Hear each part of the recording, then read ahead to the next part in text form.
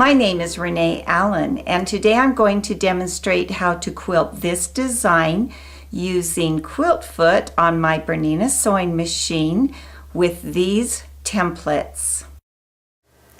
I'm going to quilt 8 sets of arcs in 2 rows, backtracking on previous stitching lines and in the ditch. Our first arc is 1/4 of a 2-inch circle, and I'm using a 1½ inch template. Stitch in the ditch over to where the second arc will begin.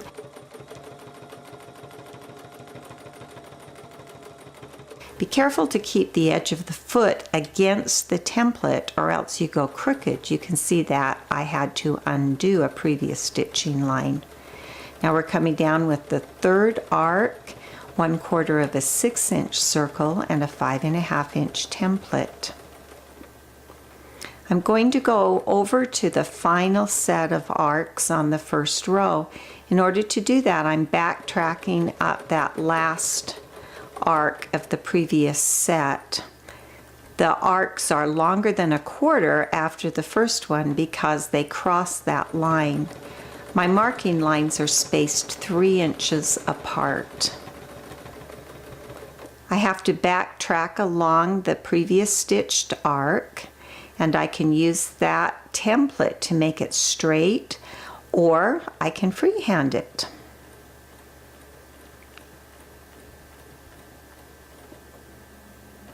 As you come around your arcs, make sure that the ending position is where you want it to be.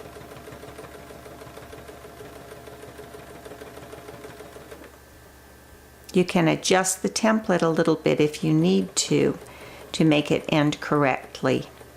Now we're going to move up to the second row, and these arcs will be a little longer too because they have to go down and meet up with that first arc.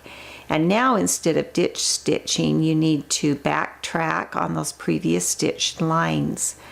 You have to go down and then over for the second arc.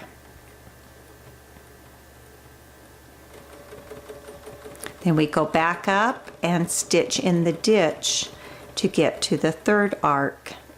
You'll notice that there's some grip tape on the bottom of these templates, and that helps keep them so they don't slide.